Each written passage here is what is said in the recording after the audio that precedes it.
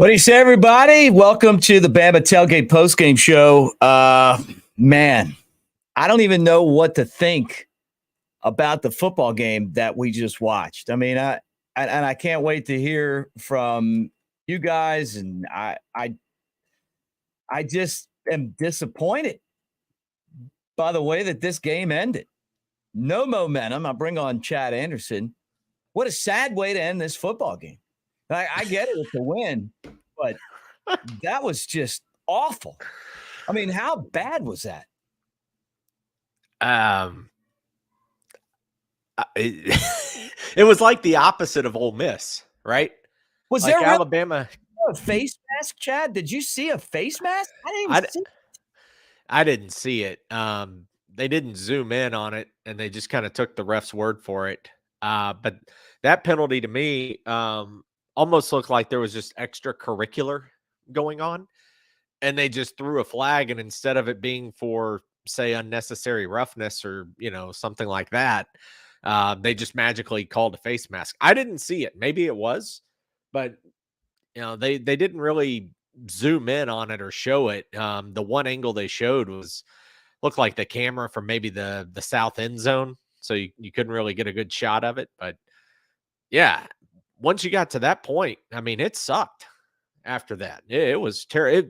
I'm telling you, it was just the opposite of the Ole Miss game. Alabama played the second half of Ole Miss the same way they did the first half against Arkansas, and then they just went to sleep. It also felt like, did it feel like this to you? It felt like they were almost experimenting a little bit. Like, you saw so many different players get in the mix. So many different receivers were targeted. So many different, what were there, 4 running backs today? 4 or 5 running backs today. Mm-hmm. Yeah. You know what I mean? That's good. No, it is good, and players do need reps, but it felt like an experiment after a little while is all. But Mick, this team's going to be this way all season long, though, man. They're not good enough to nonchalantly blow somebody out. Yeah. And they're not. They're going to drive everybody crazy. I'm going to lose more hair. But they're also like, you're going to be bald by the end of this season. season. I mean, Jesus, look like our buddy Dunaway. Yeah, do a screenshot today and then do one in 6 weeks. But they're also good enough to play for the national championship. I mean, that's what's so annoying. But it's just going to be this way all year. Is who they are right now. I don't really know what to think other than the first half was great. I was waiting for that. I thought that it was going to be a blowout. They were going to cover the spread. And then when Arkansas got that break on that, what should have been, they should have been punting. They took advantage of it. I mean, they seized the momentum, and this was Arkansas's year in a nutshell. This is exactly how all their games have gone. They've lost 5 in a row, and all of them they've had a chance to win. I don't know that they, were going to beat Alabama, but at the same time, I mean, you got to give them credit because, they did hang around, and all of a sudden they seized the momentum, and it took some. And again, it took Dallas Turner had the big sack. Yeah. And, and that kind of led Alabama to the win. But, man, I don't know, dude. I didn't see that coming at all. I did not see this coming at all. I thought that Alabama was going to be ready to go today and that they had turned the corner. The other thing is, look, if you really don't see that Milrose got a hamstring issue, I don't know what else to tell you. There's no burst anymore. He can't run the ball. That's taken that out of the game for him. He did run for that first down, and he slowed up. Did you see that? Yeah, he did. Going into the boundary. Yeah, he slowed up. So that's probably what we were talking about a couple of weeks ago when when the Vegas people were like, well, he's not going to be able to play. I think that's something to keep an eye on moving forward too. Yeah. And hopefully he starts getting better. But Arkansas is not a bad team, but Alabama should have crushed them. Yeah, this is the game I was afraid of. I've said it all week. I was not excited about this game. Didn't like the setup. Didn't like just kind of the way it was structured, where it was landing on the schedule. Kind of the momentum, just everything felt flat. about today, and I'm reading some of the comments too, and I wanted to talk about this as well. And everyone picking on Proctor, the freshman left tackle, and again, Mick, I don't know with him. McLaughlin had another bad snap that was low, almost caused a fumble. Proctor again getting beat on the edge time and time again today. The offensive line just hasn't figured it out. And because you can tell when Milroe has time, he goes through his progressions now. He didn't do that against Texas. He does have a great deep ball. But if he doesn't have time, which, when's the last time name a year where you saw every single week 6 sacks, 5 sacks, 6 sacks? I mean, Milroe's on his ass nonstop. Right. And if his hamstring is bothering him, which that's unconfirmed, but I'm not saying you're wrong by any means on that, because something looks off. But if you add that to the fact that he's scared to death of his left side, his blind side, yeah, I mean, the line has got to figure it out. And last week they gave him enough time to make throws, but they couldn't run the ball. And today it was completely different from the half standpoint, first half and second half. But he's just getting no love from his offensive line. Yeah, a lot of things that you look at and you go, you know what, man, just some tough stuff. And the issue is that Alabama played a great first half, I thought. And into the third quarter, they were dominating and everything was going great. And then all of a sudden, it just fell apart so fast. Well, they had 97 yards of rushing in the third quarter? And I felt like they needed to continue to run the ball because of the fact that they were having such a tough time blocking for Milroe, which is an issue every single week. And I know people are wondering about, what about the offensive line, and Proctor just gets beat so many times, man. I mean, they love him. Like they talk about him like he's Kobe Bryant. And I just don't see it right now, man. I mean, like he just looks slow. Now, the good news is, there's an opportunity for guys. Terrion Arnold was everybody's favorite person to rip last year in the secondary, mine included. I loved to rip Terrion Arnold. He was terrible last year. Everybody would always pick on him. This year, he's been fantastic. He's had a couple of spots here and there where he didn't make a play, but overall, he's been great. Right. But you look at that's the only thing you can hope for with a guy like Proctor is just let him evolve in the evolution of being in the system and with the team and working with Sabin and all the assistants and Tommy Reese. But man, real quick, I don't want to miss this. The final pass by Jalen Milroe, the one to Niblack that got the first down, which sealed the game.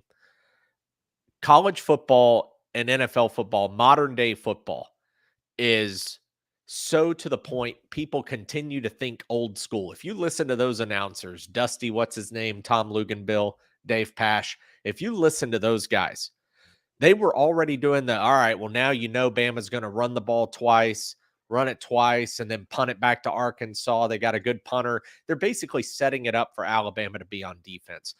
I did the quick math. Arkansas would have had the ball with around 45 to 48 seconds left in the ball game. Let's say they're pinned at the 15 or so yard line. In today's football game, it is nothing for players to go down the field, even with no timeouts, especially in college, because it stops on the first down inside of 2 minutes, to get down into field goal range quickly. 30 years ago, you didn't see that. In today's game, it doesn't take much for offenses to advance the ball and get into field goal range. Plus, their kicker was amazing.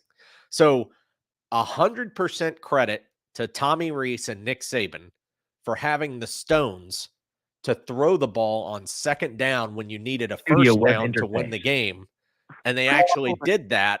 And they didn't throw in the very predictable third and long. They actually threw on second and long, converted it, Press 1 to Nyblack listen to gets your the message. first down. Press 2 to erase Alabama's and able to get into re-record. victory Press formation. 3 to continue. They still had a pre-snap penalty in victory formation, though, Mick. Like, they just can't false start enough, apparently, because they still had the false start. But I just wanted to make sure that was emphasized. That was a huge call, a gutsy call, and finally not a conservative call in today's football world.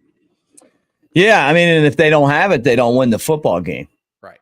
You know, if they don't have it, they don't win. And man, I don't know. Let me put up some comments and you know, kind of chew on these, and then I'm about to open the phone line. We have the dumbest O-line after 7 games, still can't figure this crap out. 5 sacks. I mean, what's going on there? I think that's honestly, for me, the most frustrating part of this year is because the entire offseason, we were told how great this offensive line is Thank and you going for to calling be. Collins Studios host and Talked call about screener how line. this Please offensive enter your line show or has meeting number and press pound. 330-pound plus linemen all across the board. I think 3 of them weigh more than 350. About how they were going to be bruisers and win the battle That up was an front, invalid give number. Alabama Please the re-enter ability your to show or establish the meeting run number, game with followed by the 3-4 pound different key. running backs. None of that happened, or it hasn't happened. Alabama's had flashes of brilliance. They've had a quarter of brilliance. They've had a half of brilliance, but they haven't been consistently good. And it That was seems an like invalid today, number. Please re-enter Arkansas your figured show or things meeting out number, when followed by it the came pound to key. halftime adjustments. Arkansas came out second half. Alabama ran the ball, got the field goal on the first drive. They were really running it well. And then after that, everything just disappeared. And some of that's on Milroe, because Milroe was throwing behind players. He overshot Isaiah Bond right across the middle That on an was easy an invalid pass. number. He threw behind on Malik Benson over on the far side. He missed Jalen Hell a couple of times. He didn't hit McClellan in a good spot for him to be able to make a play here and there. McClellan was having to create on his own. But yeah, Alabama just was not, again, being consistent. And I guess there's 2 ways to look at that. You can look at it and go, well, it's really Thank frustrating. you for Like calling one Collins person Studios says, host and call screener we're line. 7 games in and you can't figure things out with the offensive line. The flip side of that is you're 7 games in, you're 6-1, you're 4-0 in the conference, and you still haven't played an Alabama standard type game. That was an So invalid. this team has so much room to still continue to improve, and still they have a ceiling to achieve. So, yeah. Thank you for as calling Collins bad Studios host as and call annoyed screener line. as Please enter people your have the show right or to meeting be, number and the press way this pound. team looked in today's second half, this team, guys, is going to be a survive and advance school. This is not Alabama of old. It's not Enter your Alabama of last 6-digit year, PIN 2 years number. ago, 5 years ago. This is not typical. This is going to be a Gene Stallings Welcome, host. type team. You are now in the host room and Survive, can manage your advance, callers from win the close Collins games, Studio web win with interface. defense, make just enough plays, run the ball, put a little bit of trust in the offensive line. But that's where this team is. That's just who they are. That's the identity right now. Yeah, it's hard to argue. Adam says Milroe doesn't have a great football IQ. Sometimes it feels like he does. Other times it feels like he doesn't. I think he's hurt, and he's right now playing with a hamstring injury. And without his ability to run, it takes a big part of his game away. And you just hope that he's better by Tennessee next week, where he can at least run for some first downs. It's hard for him to move around, it looks like. I mean, he gets out of the pocket and he can avoid guys, but he just doesn't have that breakaway speed that we knew him to have before. And you guys want to get in on the conversation, 205-955-7615 is the number. Good to see Burnham back out there punting on the bright side of things. After everything started going downhill, how about all the drops too? That's something we haven't seen all year long. Yeah. Malik Benson had one. There were a few.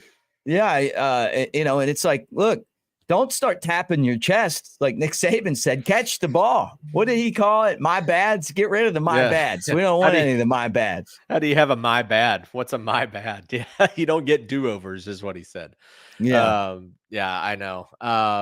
and guys listening in, we were setting up the phone line there. So Could you guys hear that? Yeah, they could. I tried to mute that. I don't know why you could hear that. You shouldn't be able to hear it. All right, well, let's go to the phone lines anyway and see if they work finally. And who's this and where are you calling from? Hey, Mick, it's Adam calling from Georgia. How you doing? Hey, Adam, I'm all right, man. I'm not happy about this one, but I'll take the win. That's about it. Yeah, I just have a few brief comments, and I'm sure a lot of people are going to disagree with me. But, everyone was saying how we were going to beat Arkansas by 3 touchdowns, 4 touchdowns. Today just shows you that we really haven't improved. Number one, Milrose stinks. I'm sorry. He is not the guy. He's not improving, but he does just enough by throwing 1 good pass or 2 good passes that people want to see that he is, but he really isn't. And number 2, our O-line stinks. They remind me of the professional wrestlers from the 1980s, like King Kong Bundy. They're too slow. Big John Studd. King Kong Bundy. Right, exactly. What was the guy's name that had running Adam? Hold on a second. What was the guy's name that had the fire on his head, the fire tattoo on his head? Bam Bigelow. Bam Bigelow. Okay, yeah. Okay, just keep going. Yeah, Bam Bigelow. Right. Well, Savage was my favorite, but oh yeah. Also, I think our running game is inconsistent, and I think our secondary at times can be out schemed and is vulnerable. I just think ultimately we're not improving. And my girlfriend, Grace, and I are coming to Tuscaloosa next week for the Tennessee game, and I want to see some improvement, man, because we're way better than this. So I just want to get your thoughts. What do you think? Adam, yeah, great call, brother. I'm gonna talk about your call. I'm gonna hang up and then get to the next caller, but because Chad, you wouldn't be able to hear Chad anyway. But great call. I don't know that Alabama has a better option than Milroe right now. If you do come to town, make sure you swing by and see us at Innisfree on Friday when we record the pregame show. I just don't know that there's any other option. I mean, Milroe without the wheels is not nearly as dangerous as Milroe with the wheels. Would you say that, Chad? Some of the passes, the short passes, it seems like they're always high or behind guys. The deep passes are beautiful. And the receivers, and him just weren't on the same page in the second half, but in the first half they were on the same page. If Alabama had Bryce Young with this set of receivers, I mean, think about how good they'd be, but they don't. And they don't have – he's the guy, from what I understand, that put the work in during the offseason, when it was really a quarterback battle. He's the guy that kind of took the – that took the torch from Bryce Young, and this is his opportunity, and where the other guys maybe didn't work as hard as he did. He worked hard, and now he's there, and this is the guy that Alabama has. There's no knight in shining armor that's going to run over the hill this year. Next year is going to be different, but right now it's him, and, you got to take the wins when they're there, and today was a win. That's the good thing. Here's a couple things that'll make you happy, is that Alabama is now 27-7 all time against Arkansas. And that includes 17 straight wins on the field. It does. Does that make you feel a little better? And this will make you feel better. This will make you feel better. Don't care. Yeah. 13-3 against Arkansas and Tuscaloosa. Look, I just had those banners. Yeah. It is what it is. And like you said, Chad, I think that it's just going to be week to week. When they're playing good football, they're really good. And when they're not, this is what you get. I didn't see Malachi Moore out there. So did you see him out there? No, I didn't. So he didn't play. And, that's obviously someone that they'll have back next week. It'll make the defense a little bit better. Yeah. But again, look, just like last week against Texas A&M, when the team needed a big play, Dallas Turner ran through a bunch of guys to get the big sack. Yep. So don't forget about that. Don't lose the fact that Alabama won the game. Does it piss you off the way that it happened? Yeah, all of us feel that way. But don't forget that they won the football game. All right, let's go back to the phone lines. Adam, always great to hear from you, by the way. Thank you, and roll tide. All right, right back at it again. Who's this, and where are you calling from? Hey, it's Iceman. Ice, what are you thinking, man? I'll comment real quick on the last caller. I don't think Jalen Milroe stinks. I mean, 10 for 21. His completion percentage could be better, but 238 yards, 2 touchdowns. I mean, what more could you ask for him? The guy's getting sacked. He's got negative 19 yards in rushing because he is being sacked. Chad said it. Chad was right. And I wish I could have a little bit more dialogue with Chad, so I'll throw in a couple questions for the panel here. Mm-hmm. Let's do an offensive and defensive MVP for this game. Who do you think really who kind of won the game here? I'm going to go with Jalen Milroe for the offense because that last pass that he made to Nyblack really, really saved the game. And defensively, I like Dallas Turner. I think when he helped get that sack to stop that third down, that really saved the game for us. Yeah. I mean, I agree. I mean, and I think Chad and I kind of talked about the same thing. The catch by Nyblack, the throw to get it there to win the game. You know, if you give him the ball back, who knows what would happen. We were having a tough time stopping him. Did you guys see, let me ask you this, Iceman. Did you see a face mask penalty on that play that started all of this? What was that, Jalen Key? Yeah. I didn't even see that. It looked like he brushed the guy's face mask, but he didn't grab the face mask from what I saw. I didn't see anybody's head, Joel. I thought it was going to be an unsportsmanlike conduct or something because they were kind of, I mean, they're good in each other's faces. So I thought it was maybe that, but the face mask made no sense. I'm not on the field, so I couldn't see it. So I didn't like the angle that they gave us. Here's something. Am I crazy? When I saw that first half, they rotated Jam and Justice into the run game, and it looked much more effective than it has all season. Am I crazy when I say that? I thought Jam came in and provided a spark. I mean, he was running right through those guys. I just kept watching him throw the ball, and I was like, come up with some creative run plays here, because they were gashing Arkansas there for a while. And then they throw the ball and get sacked, and it would take all the momentum away. Yeah, I would like to see continuing forward if they are, I don't know. I mean, I'm not the coach, but if they were to rotate these 4 running backs a little bit more, give Jam and Justice the ball a little bit more, this offense could probably start rolling a lot more. I don't think we would stop scoring coming out of the half if we kept that up. Yeah. Did you like seeing Justice Haynes get in there? Yeah, he wears that 22 pretty well. The Heisman number now. Yeah. Yeah, he's going to have to put up those Heisman numbers. He's going to keep wearing it. So I got high expectations for him. I think he can do it. He also has a really cool name. I mean, Justice. That's kind of a cool name. Yeah. So superhero name. Ring if he goes and wins the Heisman. Exactly. But yeah, just for you guys, I'd like to hear y'all as MVPs for the game, and that way I can have some kind of dialogue, and I'll go and hang up so you can get to the next. All right, call. Thanks, Ice. Great job, man. I know this isn't the finish that we wanted in this game, but man, let's go ahead and do that. Let's give our players of the game out now, just for Ice, because he asked for it. Put this back up on the screen, Chad, and you can take a look at it. But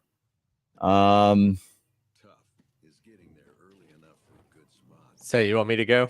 Yeah, go ahead. I'm kind of give you a minute. Here. So, I mean, this is it's really hard because there were some key plays on offense, and they were spread out. You know, there wasn't really one player that did a bunch today for Alabama on offense. So when you look, I mean, Milroe, some good, some bad. Nyblack had the touchdown catch, and he had the game-winning first down catch.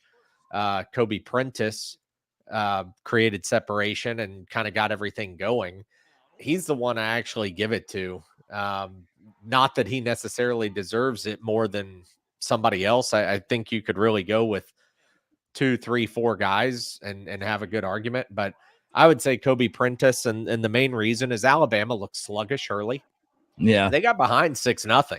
There was a 3 and out. They weren't moving the ball. They were struggling just doing anything on offense. And it just wasn't any good. And so Alabama comes back with Prentice, hits the deep ball, goes for a touchdown. Bama grabs the lead. They never give up the lead the rest of the game. So even though he only had 2 catches, he did lead in receiving yards. He had a big touchdown to kind of get Alabama's offense going in the first quarter. So I'll go Kobe Prentice. I'm going Nye Black. He got a touchdown today, and then he had that big catch. And I mean, it's hard to say. I mean, because he wasn't in the game plan a whole lot. I mean, but the plays that he made really made a difference. Especially the catch at the end of the game. And you don't want to give the ball back to them with an opportunity to win the game. And they didn't do that. So you got to give Alabama credit for that. And I would say him, I can't give it to Milroe just because if you're 10 of 21 with 238 yards and a couple of touchdowns, but the guy didn't turn the ball over. And I think that's definitely something to look at on the bright side. And but they've got to figure out how to protect him better. When he's got time in the pocket, man, he'll rip off these deep balls and he'll just stab you with them, But when he's in there and they're blitzing everyone, he doesn't read the blitz great. It's just like we've been so spoiled with these quarterbacks, like Tua and Jalen Hurts and Mac Jones, like these guys that were like, advanced level QBs. How long was Mac Jones a backup before he even got a chance to be a starter every day, Yeah. And Milroe's learning out there on the job. And I'm telling you right now, the fact that he's not running is killing Alabama. Where he just can't have those explosive plays because he doesn't have the burst right now. How long is it going to take to get back to that? I hope it's next week against Tennessee. Hey, that would be nice. Yes. Tim is correct on one of the comments here. I don't know if you can see that one, can throw it up, but Tim is correct with some of the sacks are on Milroe. Yeah. And what you just said, Mick, we give the offensive line a hard time and they deserve it because sometimes other teams are getting home rushing only 4 guys. So 4 on 5, and they're still getting to the quarterback. That's a huge problem. But Milroe is also not always recognizing blitzes. And he's not checking down. He's not looking for his hot route. He's not looking for the immediate dump. And so he's putting himself in trouble. Sometimes he does think he can get away with his legs, and it's a low percentage play. Or he doesn't look for the safety valve. So correct. Some of the sacks are on Milroe. It's not 100% on this offensive line. Milroe could make some better decisions and read some things a little bit better, but that's just going to be part of his progression. And Alabama being 7 games in now, he's got to figure it out because it only gets tougher and the pressure only mounts heavier as you get into the last 5 games of the season. But at the same time, Tim's spot on. Like some of this stuff is on Jalen Milroe. Well, let me say this too, guys. As much as it hurts, Georgia's up 30-20 on Vanderbilt with 6:14 to go in the fourth. It did go final, but yeah. Okay, it's final now. Okay, 37-20 was the final. All right, 37-20. So my ESPN's behind yours, I guess. But anyway, the bottom line is that these 11 a.m. trap games are exactly what they are. They're 11 a.m. trap games. And, and that's kind of the tough part about playing at this particular time against this team. Stuff like this can happen, where it was like Alabama got ahead of them, was whooping them down the field, and then turned it off, and go back to yesterday's game, Colorado against Stanford. The difference between what Deion did and what Nick Saban did is that Saban still found a way to win the game, and Deion and Coach Prime didn't, which I've enjoyed the energy that, Deion brings to the coaching world. You know, I love the fact that Colorado's another team I can watch now, and they're exciting. But they blew it. They blew a 29-point lead. You know, so it's that this is what college football is, and you're right. Like Ryan Anderson comes in here and does the Elephant in the Room podcast with Jake Coker and I on occasion. And he was like, the parity is just different now than it used to be. You're just not going to see teams just destroying other teams week after week like Alabama used to do.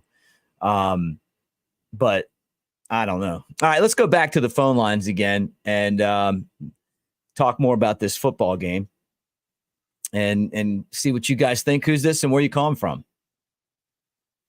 Hey, man, this is Robert from Mobile. What's up, man? I just found your show. What is up, dude? Welcome aboard, Robert, man. Long time no talk. Yes, it has been. Sorry, Hey, Chad, you got to meet Robert. Robert, meet Chad and the rest of the tailgate crew, man. I'm just going to pour you a beer. Can I get you a beer, Robert? Do you mind if I do that? Can I got a job, but I'm getting a beer because Robert's on with me. Hold on a sec. Robert, you tell me your point while I'm grabbing a coldie over here. All right. Hey, yeah, it was a win. It was just another ugly win. But right now, Alabama needs to win pretty, and because it's turned into a beauty contest, and especially at the end of the season. And there's a lot of still undefeated teams ahead of Alabama. The number's a lot larger than we need it to be right now. And if we don't start winning with some style points also, if it turns to a beauty contest between Alabama and some other one-loss team that's a conference champion, we may not be able to get in. Right now, I'm looking at the top 10. I'm seeing a lot of a scenario where the SEC doesn't have a single team in the playoff this year. You make a great point. Could win out, and Ohio State or Michigan will win out. There's 2 slots. Oklahoma could win out. That's 3 slots. And the Pac-12 isn't the pathetic show that is normal. A undefeated Pac-12 champion will be in the playoffs. Mm-hmm. That's 4 slots. If the SEC, if Alabama beats Georgia, and all those other teams are undefeated, doesn't have anybody in. Yeah. And so this is where we're winning, both Alabama and Georgia. Nobody's with a whole lot of style right now. And the SEC is perceived to be down. Well, we're shaping up to where we're going to have to start pulling for these teams to lose. Yeah. The security SEC in there. So we need to be a Notre Dame fan tonight. USC needs to lose. Yeah. And then we need them to beat some other Pac-12 team. Right. Give them a loss. Yeah. Florida, when they play Florida State, all those folks out there who claim they don't root for a team, SEC fans who claim they don't root for teams within the SEC, you better start rooting for Florida to beat Florida State. Right. We're going to need things like that because it's not without the expanded playoff. Which thank goodness we have that next year.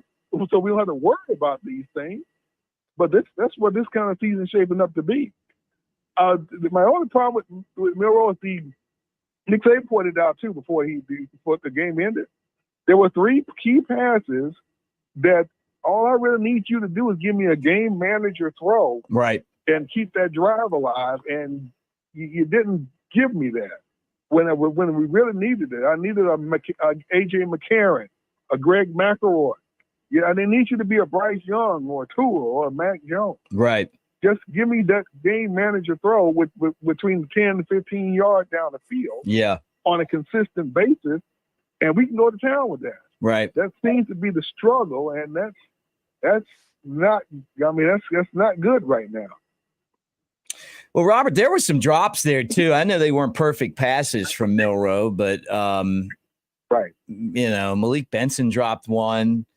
And what's the guy's name? They caught the winning touchdown against Auburn. He dropped one too, where he was wide open. Ja'Cory Brooks. Yeah, he dropped one. And once the momentum slipped, all of a sudden no one could catch anymore, which is crazy. Right.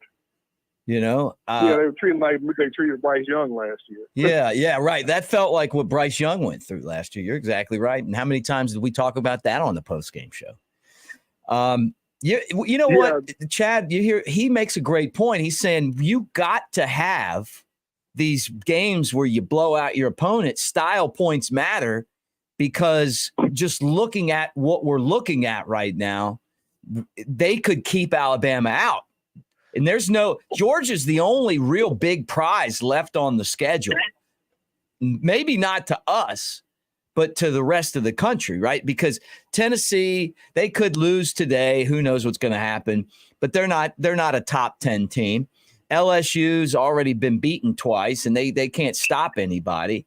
You know, and then you play these other teams. The Auburn game's not going to help you at all, even though that's going to be a battle. You're right. Robert, you cannot hear me, right? I don't think Robert can. We have another scenario we have to worry about too. Texas. Yeah. If Texas beats Oklahoma, well, you got a one-loss Texas who beat one-loss Texas, who's a conference champion, to beat Alabama. Who's going to get the nod? Alabama, or Texas. Right. Texas is going to get the nod. So this season without the expanded playoff is really treading some dangerous water for the SEC that we haven't seen in a long time, and struggle wins aren't going to cut it. It's not good enough just to win. Yeah, wins you do have to ultimately win. Yeah, but how you win is where it's going to start to matter, and matter quick. We got to blow out somebody. The offense has to get it where they're blowing out somebody. Right. It needs to start. Now you can start with Tennessee since it didn't start with Arkansas like we hoped. Yeah. Yeah, well, it should have been a blowout, but you know what? We keep saying that every week. Last week it was the 9 penalties and the turnover on the blocked field goal, the penalty on the blocked field goal. This week it's you get up. It looks like you're about to just lay an ass whoop on these guys, and all of a sudden, I don't know. Let me ask you this, though, Robert. On that penalty that changed the entire game, and right. I did not see a face mask there, but maybe I missed it. I mean, I'm just wondering, like, at the time I'm watching, and I'm like, did he mean something else? Because is your hand brushing the face mask a penalty? He didn't grab it, or maybe he did, and I just didn't see it. Nick Saban acknowledged it too. So I guess it really happened. I didn't see it either, but they asked Sabin about it, and he seemed to acknowledge that it happened. And because he talked about it, that it was the turning point in the game, which it was. It was the turning point in the game. Totally different game if that face mask penalty isn't called. We do blow him out, but it is law on the defensive side, but not on the offensive side, which is where the problem seems to be. And like you said earlier, the offensive line, and especially the left tackle. But that's the Achilles heel of the team, is the offensive line. We ran block a little better today, but it's still not pushing teams around, and no one's getting near our quarterback. I rewatched some of the old game when Mac Jones was at quarterback, when we had probably one of the greatest offensive lines I've ever seen. And it was just night and day how different everything was. It was just how everything flowed so easily. Mm-hmm. But now it's a struggle here and a struggle there and a struggle everywhere. And it's something, we got to get some answers somewhere. Yeah, man. Great points, Robert. Anything else before we kind of chew on everything the point you made is something that I can't wait to get into myself, because I didn't think of it like that, but you're exactly right. I'm going to pull up the top 10 and just kind of go through it with Chad here in a second, but great points. Anything else? Yeah, those schedules of those top 10 teams are getting pretty scary, and we can't say it's too soon to start thinking about it, because hey, this is going to come real quick, and we need to start looking for, okay, how can this team lose? But good talking with you again, man. I'll check you out next weekend. Yeah, man. Make sure that you like and subscribe to the channel, and we'll be on after the game, and it's great to hear your voice again, Robert. Roll Tide. All right, roll tide. Catch you later. It's one of my All-Americans right there. One of my All-Americans from my old channel that used to call in and hang out with us. And there's some great callers there, and he's one of them, Robert. Man, I'll tell you what, I didn't even think about, and look, I'm not taking away a win, and what that means and all that kind of stuff, Chad. But what he's saying is it matters because you could get into a spot where it comes down to 5 or 6 one-loss teams and style points matter. You need to blow out the opposition so that it doesn't come back to haunt you. And he's right. The Pac-12 this year is a good football league. It's not the normal, cow patty that we're used to. I mean, they can play some football, and they're doing that in their last year of existence.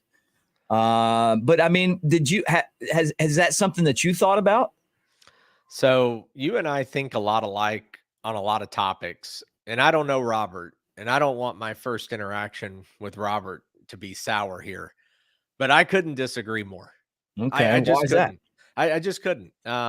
Because a one-loss Alabama SEC champion is not getting left out of the playoff. It's just 100%. Well, you say that, but look at the top 25 right now, don't though. care. It just doesn't. USC is a multiple loss team. They're going to lose tonight. They're going to lose to either Oregon or Washington. Oregon and Washington are playing right now. Penn State, Michigan, Ohio State, one of them is going to be gone.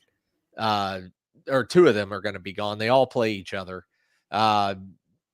Oklahoma, Texas. He brings up the best point he had, and this is 100% true, is if you get down to that 4th spot, does one loss Texas get in as a Big 12 champion over one loss SEC champion Alabama when Texas beat Alabama in Tuscaloosa?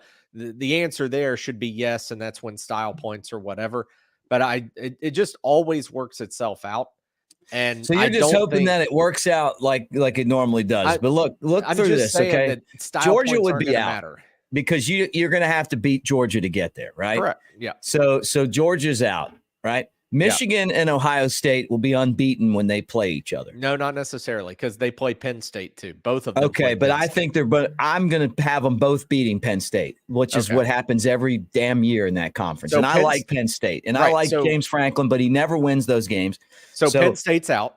So Penn State's out. So they lose twice, but you still have Michigan, Ohio State. Last year, they played each other, and Michigan won. But if it's a close game and one team's undefeated, they're in, and then it's a close game, there's going to be people that are going to be like, well, look at, because they'll blow everybody out on the way there. All right, Florida State's the best in the ACC. Jordan Travis got hurt today, by the way. Okay, well, that could change things. But they got a legitimate defense. I watched the game against Clemson. I watched the game against LSU. They're a damn good team, right? Say Oklahoma beats Texas again. So that would put them undefeated, so there's just a lot of stuff that is out of your control. Washington and Oregon are playing today. So one of those guys are going to lose. Right. And you want USC to lose because you just get them out of the way they could help you by beating an Oregon or a Washington, even if they have a loss, but I agree with him. I think style points this year matter because the perception of Alabama isn't that Alabama is number one. The perception is, Chad, they've won all these games since Texas. And look, they're not going up at all right now. But they, all the teams ahead of them are undefeated. There's no reason to put them ahead of anybody else. No, I just kind of feel like the national media has this bias against Alabama and they love keeping them out like they did last year. So let me run through it real fast before we go to the next call, if we got one lined up. Let me run through this real fast. You got to beat Georgia, right? So Georgia would be out. Michigan, Ohio State, if they both beat Penn State's out. The loser of Michigan, Ohio State doesn't go to the conference championship. So you're going to have a one-loss SEC champion, Alabama, playing December 2nd. That team would get in over the loser of Michigan, Ohio State. So Michigan or Ohio State, I'll give you, that's one spot. Oklahoma would be the second spot. Washington, Oregon. So it comes down to me between the ACC champion, the Pac-12 champion, and the SEC champion. Mm-hmm. So if Alabama is a one-loss SEC champion, then to me, the other two would have to be undefeated. in order to do that. I think the Pac-12 is too strong to stay undefeated. Florida State, to me, would be the only one that could stay undefeated with the Big Ten champion. But here's the other thing, too, is this year when the ACC and the SEC played, they beat us. They beat North Carolina, beat South Carolina. LSU lost to Florida State. Right. I mean, I'm sure Georgia will beat Georgia Tech. And a lot could change between now and then, too. I mean, there's going to be more matchups there, but this just doesn't feel – let's be honest, man. This isn't a dominant SEC. No, it's not. It's just not. I mean, even Georgia's not that good. I saw Brock Bowers limping off the field, So I agree with what I just agree that style points could matter this season. I don't know that everything could just fall right in our way. And I put the number up there if you guys want to call in again, 205-955-7615. It could happen. It could happen the way that it did the year that we lost to Johnny Manziel. You remember that? And the cards just kept falling. Boom, boom, boom, boom, boom. And we ended up getting in and winning it anyway, But I think that the national perception and also the Bama fatigue that we deal with, could definitely keep us out. All right, let's go back to the phone lines again and see what you guys think. Who's this and where you calling from? Hey, it's Brett. Hey, what's up, Brett? Roll Tide, my friend. Roll Tide, my friend. I hope you're doing well. Yeah, we're doing well. We're just here, Chad and I, and the comments section, and we're just kind of, we kind of feel like we had a birthday party and got shitty gifts. It's still a birthday. We're not complaining, but every box that we opened wasn't the shit that was on our list. Okay, that's how we feel. You got clothes for Christmas. We got underwear and socks at the birthday party. We were supposed to have strippers at the birthday party, and they were strippers from Wesley's Booby Trap on the county line here in Walker County, Alabama. Teeth optional. But yeah, that's what it kind of felt like. Because first half I was like, okay, this is going to be one of those ho-hum games where Alabama is going to, it's just like old school Alabama. They're going to win, but it ain't going to be pretty. And then all of a sudden you're watching the second half, you're thinking, what in the hell's going on? And but I mean, y'all made a lot of the right points. I want to congratulate. I don't know if you've talked about this yet or not, but Coach Saban's 200th win at the university. Yeah, that's awesome, man. It wasn't the 200th. It's the same thing. It wasn't the 200th win party that we won it at Alabama, right. But it's still It's still a 200th win, right? So we can't complain too much. Right, yeah. A win is a win. I know we've been talking a lot about style points, and yes, got to have them. And I agree with you. We've talked about this before. The SEC is just not the same SEC. This is not a very dominant conference. And I just want to say, what do you think? National championship, non-SEC team this year? Likely, I would think. I mean, that's what Chad and I were just debating. Robert came on and made a great point. He's like, we might need these style points, like having these games where you back in to a victory might hurt you this year just because the SEC doesn't normally this time of year, Brett, we got like 4 teams in the top 10, right? It'd be Alabama and right. Georgia. And then, like last year we had Tennessee up there and LSU and, and then there's always like kind of a random team that just will pop up and have a decent first half and they'll be up there. Right now it's Georgia in the top 10 and then Alabama like right under with, I guess the coaches poll they're number 10. And then, there's all the other teams between them or from other conferences. And, it just feels like, well, with that said, I think the SEC is going to get better as the year goes on because they've got more talent. The other teams probably have more experience. But right now, you're right. I mean, it just kind of feels like this isn't one of those SEC years where you just have so many dominant teams. I just could agree with that. Style points might matter. I mean, you just don't want to back in the wins a lot. That's true. Yeah, and I just saw where A&M was leading Tennessee 7-0. You know, yeah, you're right. I mean, normally we have several teams in the top 10, and this year's just totally different. But I'm not going to harp on a lot of things. I just want to, you know, I'm glad we got out of there with a win. You know, I'll take a 1-point win any day. I just want to win, you know. Yeah, that's true. So we'll see what we do next week, man. Let's keep rolling. Yeah, roll tide, brother. Well, great to hear your voice. And congratulations to Jasper for their big win. Got off the schneid on Friday night. You were on the call. So congratulations for that too, my friend. God. Yeah. Thank you. Thank you. Do you think they'd want a 3-point back end win? I think any type of win, man. Yeah. All right. Yeah. Appreciate it, buddy. Hey, We'll bro. see. See ya. Thanks for calling in, Brett. All right. Bye. All right. That's Brett. We're going right back to the phone lines. But go ahead, Chad. No, go ahead. I was just going to say one thing Alabama fans do need to understand is I still disagree with the style point piece, but Alabama needs LSU and Georgia to win as many games as possible. They don't need Georgia to lose at all. You need Georgia to be number 1 on December 2nd. Right. And then you really don't need LSU to lose anything else so that they, you know, a 9-3 LSU team would be a top 25 team.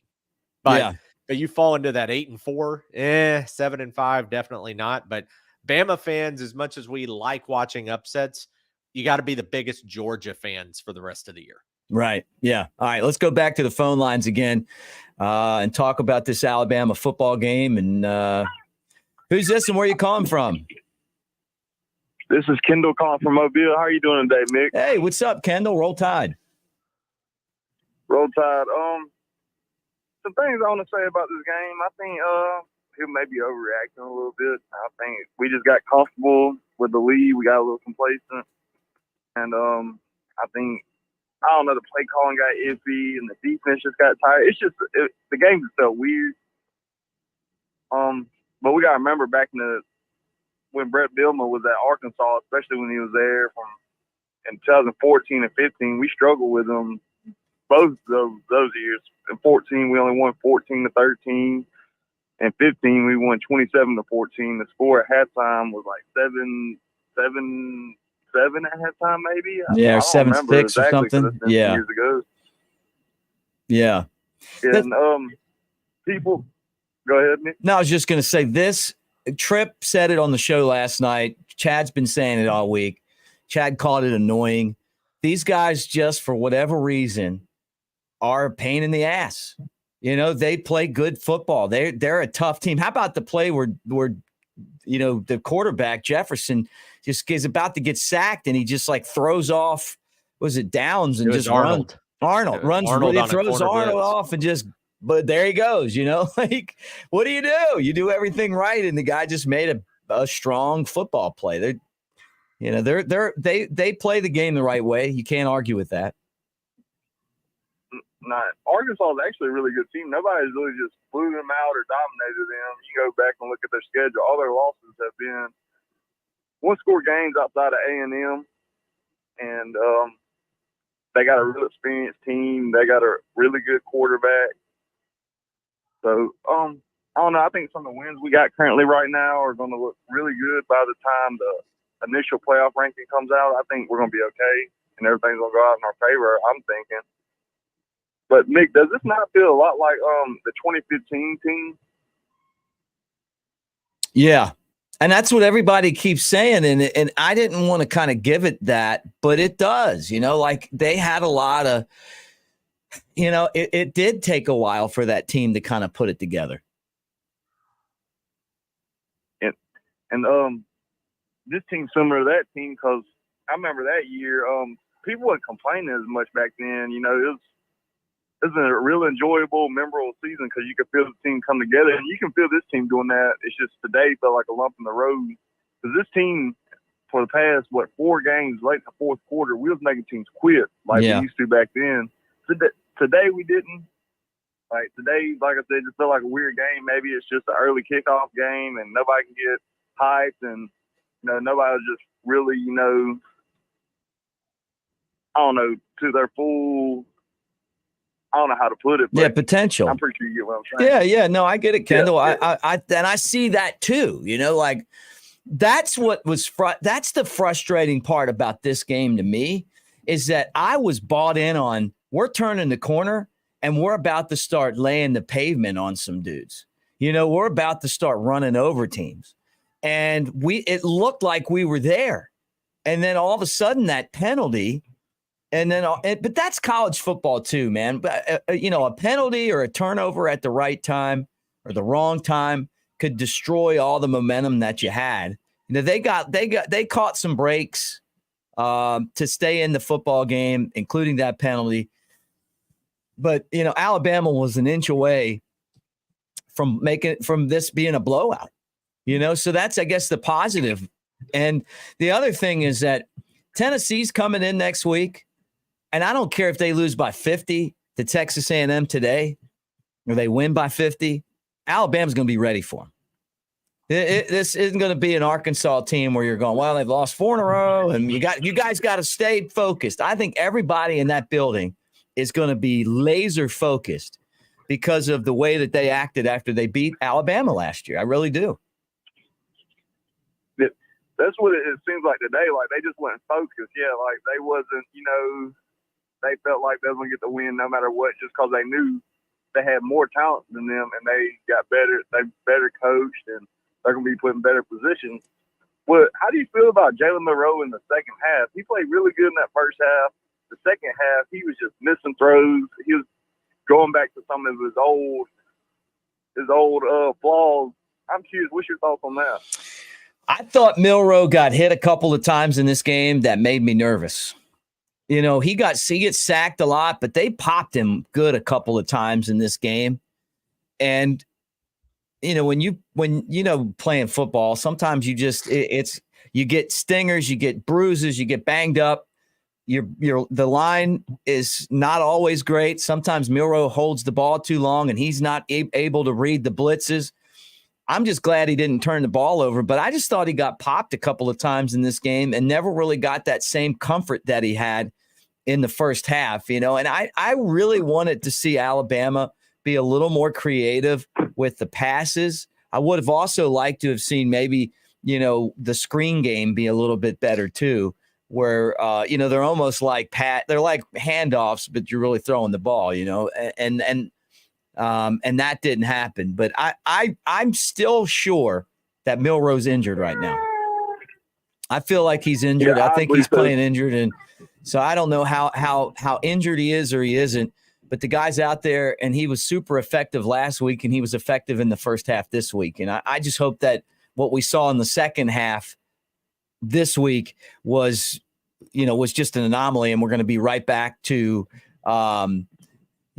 to playing the type of football that Alabama had put together leading up to that second half for the last 3 games.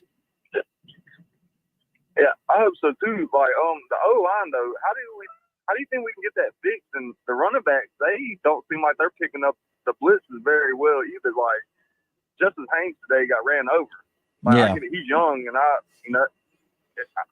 that's my favorite out of the room. I'm really excited to see. How do we fix that? I mean, we've tried putting tight ends and stuff over there, but Proctor or Pritchard, whoever they have over there, just can't seem to hold a defensive lineman for longer than half a second. That's the $1 million question. I don't know. I don't know. I mean, they know what they got and what they don't have. That offensive line is an area where they probably should have went out in the transfer portal and brought in a couple of ringers. A couple of guys with a bunch of experience instead of having a true freshman on there that gets run by all the time and then having to switch out guys at other positions and stuff. But right now you got what you got. So they're going to have to figure that out. It's probably why we haven't seen a lot of justice yet, because of you've got to be able to go out there and pass block at Alabama as a running back. So he'll eventually get that figured out and get good at it. But right now, the guys are McClellan and Roydell Williams. And then we saw Jam Miller played today. When he came in, he was a burst. I'd like to see him get a little more touches. If he's going to come in and provide that type of spark for Alabama. Me as well. And another player I wish they would get more involved in the passing game is Amari Knoblack. He gets open. He's really good player. He reminds me of that Irv Smith, O.J. Howard type player. Yeah. I don't understand Tommy Reset times. He's not terrible. I believe it's just because he's young. But I don't understand why you don't use the Steve Sarkisian philosophy. Call the play so it sets up your next play, not call this play just because what you've seen on the last play. Right. Yeah. And that's he's not there yet. You're talking about one of the best play callers in the country, and then you're talking about one of the up and comers. They're still, I'm sure, trying to figure all that stuff out. Kendall, any final points? That's it. I got everything across that I wanted to address. Well, great job, man. Call back next week and roll tide, my friend. Great call. Roll tide. I enjoy your show, Nick. Thanks, Kendall. Right over there in Mobile, not too far from where I'm at right now, Chad. I'm just, kind of like as we start to, kind of unpack this whole thing here. I think the initial, just disgust at the way that game ended is over. But, with that said, it's like we got Tennessee next week, Chad. I think they're going to be there's a positive to this because Nick Saban has a lot to work with these guys on improving. I just don't ever want it to get to the point where there's so much stuff that they've got to do to improve that they can't get to it all. There's what I mean by that? Yeah. On the offensive line, you mentioned it there during Kendall's call for a second. Guys, these coaches know what they have. Okay. Everybody wanted to see Ty Simpson and Tyler Buckner. Well, you got to see them in week 3 because that's what everybody wanted to see after the Texas game. And that was maybe the worst first half of Alabama football that I can ever remember. And then when Ty Simpson played in the second half, it wasn't a whole lot better. So while the product that's there may not be what Alabama fans are used to, the product is still winning. Okay. It's a 6-1 football team. They're 4-0 in the conference. Jalen Milroe is a different Jalen Milroe. I got something in my eye. Jalen Milroe is a different Jalen Milroe. It's an eyeball. Yeah, I know, right? Thankfully. Well, he's a different guy than he was a month ago. You can see he's obviously gotten better. Does that mean the O-line is where we want him to be? No. Are the tight ends doing everything we want them to do? No. Is Milroe doing everything we want him to do? No. But this team is what Saban says. It is what it is. We're so spoiled from before that we're actually having to watch a true coaching effort. Not that they weren't coaching before, right? But there was so much talent on the field. And the talent was just taking advantage of every opportunity that they had. They could go out there and just curb stomp anybody. Even when they weren't trying, they could curb stomp people. Alabama would win games by 20 by accident. Yeah. This team is completely different. And while, yes, there are 4 and 5 stars all over the place, especially on the defensive side of the ball, there's just, it's not the same. They're not doing the same. They're not as talented. We don't have Jerry Jeudy, Devontae Smith, Henry Ruggs, or Jalen Waddle right now. Yeah. We don't have those guys. Look at how much Bryce Young carried the team the last 2 years without wide receivers. And now Jalen Milroe's having the same struggles because there is no guy like that. Remember last year when Jordan Addison transferred from Pittsburgh and he chose USC over Alabama? Yeah. Remember everybody talking about what Bryce Young would look like with Jordan Addison? Yeah, that would have been great. Think what's his name? Is it Tez Walker, the North Carolina wide receiver who transferred and was ineligible for the first 5 or 6 weeks of the year for North Carolina? Then the NCAA finally made Bama hasn't really had that big name transfer come in. They've developed all the way through. These guys are talented, but you just don't have the same, I don't know, killers. Maybe it's development.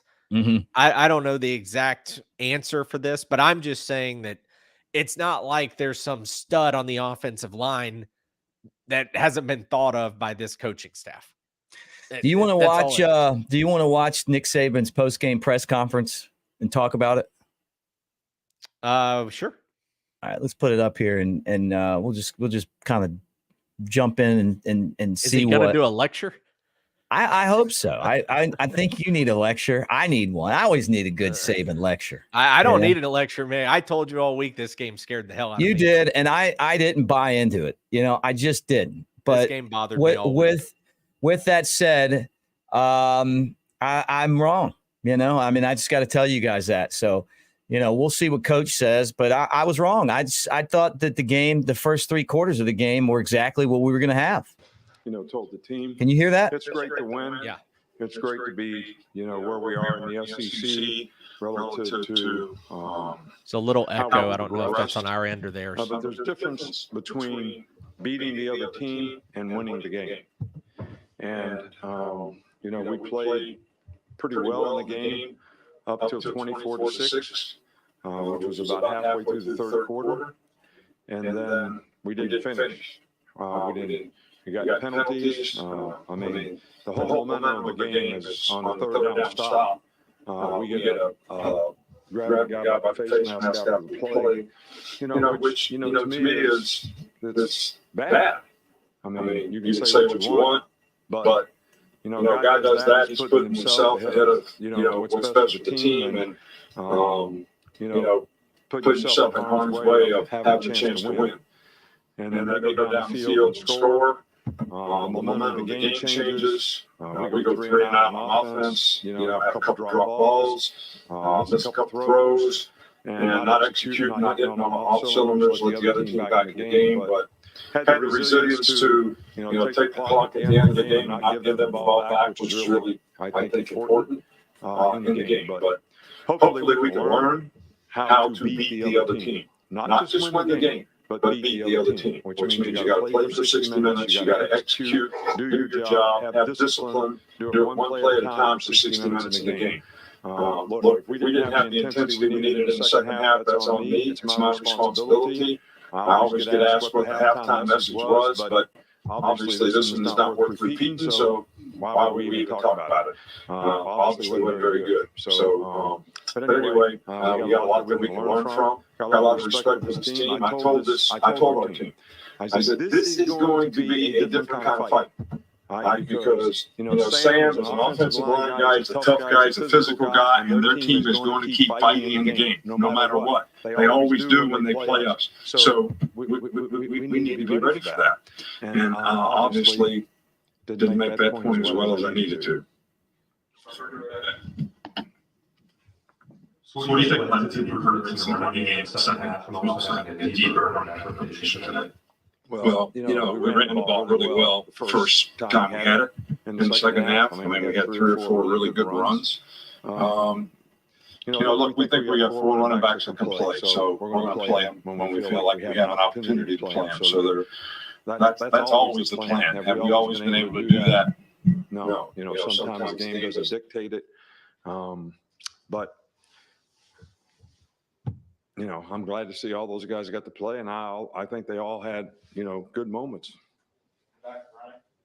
Coach, do you think the slow start in the second half was because of being up going into halftime and then being satisfied with that? Well, it's 2 games now. We came out a little flat on defense at Mississippi State when we were ahead at halftime. But the first drive was really the best drive we had in the second half.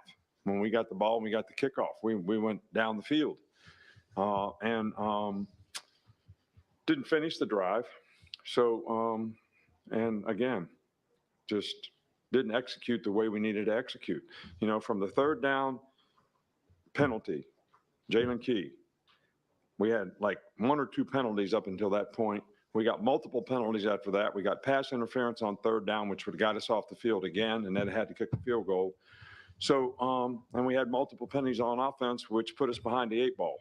So, we just got to teach and learn from all these things and hopefully realize what it takes, not only in the game, but in the week of preparation, leading up to the game, so that you can go out there and play the way you need to play against really good competition.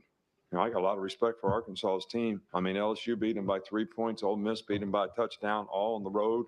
All right, so this is not the kind of team that you all think they are. They're a good team, and that quarterback is a handful. I mean, when a quarterback can take a major college football player and sling him off like a gnat on a fly's ass. I mean, a fly on a gnat on a cow's ass. I mean, that was one of the most impressive plays I've ever seen a player make. And, but we said one guy gets a guy, you got to hold on, you got to hang on, and we got to clean them up. We didn't clean them up. We made a couple of mental errors on defense in some of those drives that let them get back in the game too. We ran a stunt the wrong way. Quarterback, runs for 25 yards on a big play when it was second long. So, but we learned from all these things. Just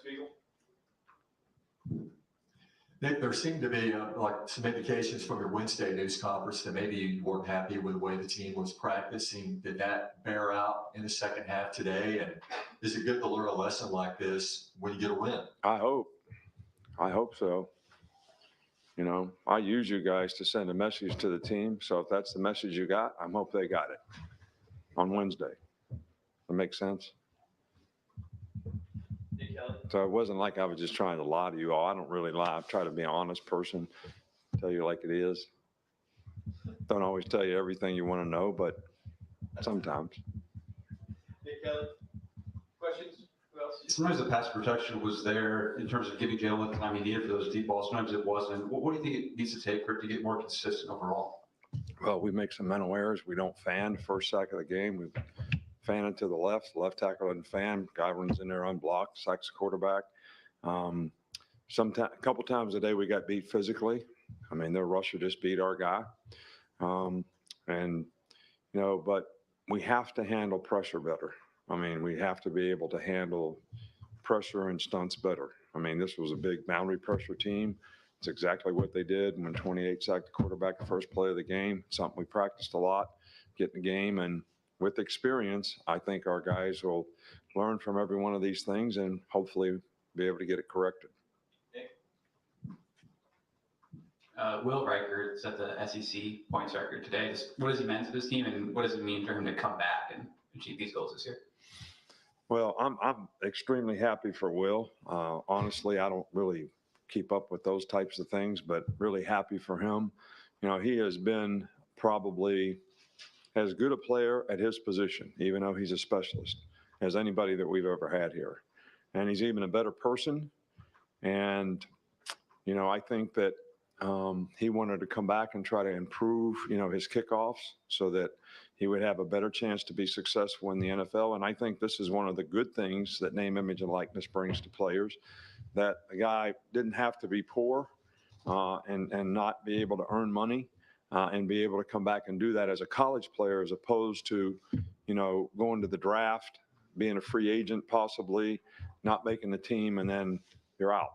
So that's one of the very good things I think about name, image, and likeness, and players having opportunities to have a better quality of life while they're in college, because they can stay and enhance their career when they need to. And Will was smart enough to understand that was something that could benefit him in his future. Couple more, Coach, do you have an update on CJ Dupree and Trez Marshall? I don't think they're bad hurt. One guy's got a pulled muscle, the other guy's got bruised ribs. So I can't tell you the extent of the injuries. I don't even think we know that yet. We'll finish up with Joe. Coach, with Malachi not playing today, how did you think that Terry Arnold and Caleb Downs played the star position? And specifically, how do you think the communication went on the back end without Malachi Moore? Yeah, well, Malachi is a huge asset for us because he's the most experienced player in the interior to make calls and make adjustments. And I do think the guys played, better having a week of preparation than what we did, a week ago, it was tough when he went out because everybody hadn't practiced enough at those positions to do the things we needed to do. But I thought both guys did a pretty good job today. We actually played Caleb when they were in what we call silver people, which is 12 personnel, 2 tights and 2 wides. We played Caleb at star, a little bigger guy, a little more physical against the runs. And when we played against 3 wideouts or more, we played nickel where Terrion was, the star. So, and, I think Christian Story stepped up and did a pretty good job out there. Number 9 did a pretty good job. Trey did a pretty good job for us. So those guys were able to take advantage of their opportunities. We're hopeful. Malachi actually even went out and warmed up today. We weren't going to play him in the game, but he's getting close. So hopefully he'll continue to make progress. Thanks, Coach. All right. Thank you. Appreciate it. And hey, it was great. Great homecoming crowd, great enthusiasm.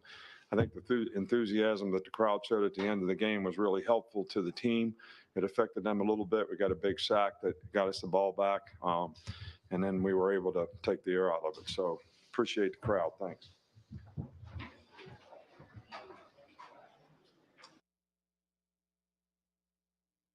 All right, we got it figured out there. We got to hear from Coach, and we'll know from now on kind of how to do that. But what do you think, man? You heard from Nick Saban. He seemed really positive. It's the perfect game for Nick Saban. He was obviously pissed off all week. He gave what you call a lecture on Wednesday night. Yep. He talked about how the team wasn't preparing and practicing well. He talked about how didn't he make a comment this week about texting players? That's the only way you can talk to them or something like that. Yeah. I mean, he kind of went grandpa mode on them, just went a little old school with some of his comments and the importance of nothing and talking about text messaging and today's environment and all that stuff. And what was it? First, drives pretty sluggish. Then Alabama got going. But yeah, middle of that third quarter on into the end of the game, same thing. It's like somebody had to flip a switch or give them a little bit of a kick in the ass to say, hey, this thing's not over yet. And defense stepped up. Offense made a couple of big plays. I said it an hour ago when we started, and an Arkansas fan actually commented on it right here as well. But that play call on 2nd and 13 by Tommy Rees and Nick Saban to not just say, you know what, we're going to do the traditional clock management and just run, bleed the clock to 50 seconds, punt it away, and let our defense play defense and try to prevent a field goal. They said, no, we're going to keep the ball in our offense's hands. We're going to try to let our offense win the game. And they let Jalen Milroe throw the ball on 2nd and 13. And he connected with Nye Black, and that first down won the game. It iced the game. So that play call can't be emphasized enough with how important gutsy, non-traditional. I just loved it. I loved the fact that Alabama tried to go win the game rather than sit back, play the traditional conservative style, and not lose the game. Yeah. I agree. And look, I agree with what Nick Saban said too, that's a good football team. All those games are on the road, by the way. What a kind of a weird schedule for them to have to start on the road with all these games, which means that all of them will be at home right now, right? So thanks for being here, Arkansas fan, and good luck to you guys the rest of the way. And I said it before, I just think that every game for these guys is going to be a tough game. This isn't the day and age of just a team coming in and just smashing everybody is gone. I mean, there could be a season like that, but I don't think we're ever going to see the dominance that Alabama had. Love Coach Saban though. I know he's got. Watching that press conference, I know that he knew that this was a tough game, a trap game. The time mattered, that it's an 11 a.m. game. He talked about the homecoming crowd. Love that, that they helped out. Because a lot of times he's gotten up there and and kind of been a little critical about the fans. Today, though, he was talking about that. Obviously not having Malachi Moore hurt this team more than we thought. where they started to run out of juice at the end without Malachi. I think he's going to be back next week. I'm just glad this is over. Just like you and Tripp said, Tripp just sent me an emoji of the emoji with the guy's head blowing off, the nuclear emoji. But yeah, KJ Jefferson throwing that dude off. How about what did Nick Saban say? Something on a cow swatting a fly off of a. He said he threw it. Well, he messed it up first. I think he said throwing him off like a gnat off a fly's ass, and then he backed up and said, "I mean a gnat off of a cow's ass," which is what he's talking about. Yeah, but no, I got it. And Jefferson did. He did. He threw Arnold off. That's a big guy. What's Jefferson? 250. Big dude. So? I mean, well, people Arnold's have said that giving he's up 50, 60 pounds. Yeah, Reagan kept calling him Jamarcus Russell Light and stuff like that, and he's better than Jamarcus Russell to me. I mean, he's just doesn't have the players around him, but he's tough, man. I mean, how many times did they have him back there and he just found a way to escape? Good. I guess at the end, you know what? You won the game. You put this one in your back pocket and you start to think about Tennessee. Although you and I, let's get back together tomorrow. We'll kind of rethink about everything and then kind of have one last assessment. But, and maybe go back and watch the game again. I do that sometimes, look at the stats, see if something else pops out. Doesn't seem like the team had a lot of injuries here. Saban's kind of said that the guys that were hurt, he feels like weren't really that hurt. They'll be back, and that's a good sign. And it's a win, and hey, as Iceman says, roll tide. Looking forward to next week. I'm looking forward to this whole week, guys. It's a great week. This is the best week of the season.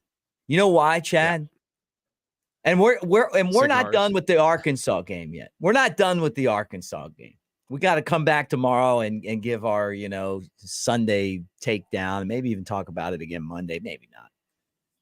But they talked a gang of shit last year.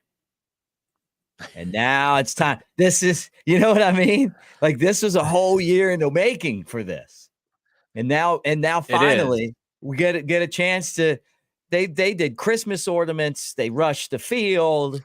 Every single video you see was Alabama losing that game. Forget about officiating. No one, they don't bring that up, but this is going to be awesome. Has anybody checked for the number of births in Knox County 3 months ago? Yeah, it was crazy. Hey, one other thing I want to say too is we just hit 1,500 subscribers. And I'm really proud of that, man. Thank you guys that are here. Thank you guys that aren't here. We're going to give away this Daniel Moore print. I think what we're going to do is have a duck race. I'm going to register 100 people into this thing. And I'm going to put a video out. And then all the subscribers, if you're a subscriber, you get a chance to, and you like the video or whatever, the first 100 will have. And then we'll do a duck race. Maybe if we have 200, we'll do 2 duck races, and they'd be like qualifiers, to have like a duck race. Have you seen those duck races though? They're pretty cool. I haven't. I don't know. They're like it's like 100. You can do up to 100. You do like 100 ducks, and then they all race down the thing. So it's random, and that's how we'll figure out who wins this. The Daniel Moore print though with Jalen Hurts Crimson Redemption. So that's what we're gonna give away. But I'm so proud of this channel. I didn't know what I was going to do. I kept waiting around for an offer, and I didn't get one. And then, I'm like, football season's here. And I'm like, well, we're going to have to do it ourselves. And I think it was the best thing because I've enjoyed doing this the way that I want to do it. And you guys have responded. It's great having Chad on here when he jumps on and all of the great callers. Brett's helped out. But we're still figuring it all out. But I'll tell you what, I'm really happy. 1,500, and we'll just keep on blowing right past that. But it's pretty cool to get 1,500 subscribers in less than 2 months on a YouTube channel. I think that's, and then the views. We're over 80,000 views this month. So we're rolling, man. And it's because of you guys. So thank you all for being a part of it. And from the bottom of my heart, man, roll tide. And don't forget, we're going to be at Innisfree this Friday. Chad, I think what I'm going to do from now on with the tailgate show is I think I'm going to do like an early open just for the digital audience and a late and a close that's different than once the radio show's over, we may just stick around and just keep talking because we had the mess up yesterday with the we're trying to take that show and turn it into a radio show. It's just a lot easier if we just start and then go into the radio, and I'll just edit it post-production and send it out to the different stations across the state. But it also gives us a chance to kind of talk more and cut up and be more interactive with the audience. So it's something that we're going to start next week against Tennessee at Innisfree. So we had some great friends swing by last show. And I thought I was going to see him at R&R after the show was over, and I didn't run into him there. But it was still great, man. And I hope all those guys come back and hang out. Actually did a car bomb on the air. You see that yesterday? He did do a car bomb on the air. I'm going to put that out as a short. He did. He had some Yankee friends who came down for the game. The one guy goes to Alabama or went to Alabama, and his dad comes down, and they're big fans of the team, and we love to have them on here. So, final thoughts. Game balls. Let's give out our game balls. Dallas Turner, defense, big sack, pressuring the quarterback. I knew Kevin Steele was going to get after KJ Jefferson today, and Alabama did. They were flying around on the line of scrimmage and doing a lot of good things on defense. So I'll go Dallas Turner for defense, Kobe Prentice on offense for me. Okay, yeah. Look, I'm going with Amari Niblack on offense. The great catch. He got a touchdown today, but the catch at the end of the game won the game. You don't know what would have happened if you'd have given Arkansas the ball back. It just felt like there was a lot of stuff going on, and Arkansas had all the late momentum. And they've had a whole season where they've been close but no cigar, right? Well, they were kind of at a spot today where the cigar could have been, hey, you know what, guys, we hung in there and now we won, but they didn't. And their season isn't over yet. They'll get some momentum off of this. But the catch by Niblack when Alabama needed it, that was clutch, and clutch matters. It's hard to argue with Dallas Turner just because of the fact that he made the big tackle, the big sack at the end of the game, and he was quiet today. Chris Braswell made some plays. The defense made a lot of plays early in the game. They kind of had it slipping away late. Hey, thank you guys, by the way, for the comments. Bama Bob, Adam, always love you guys. But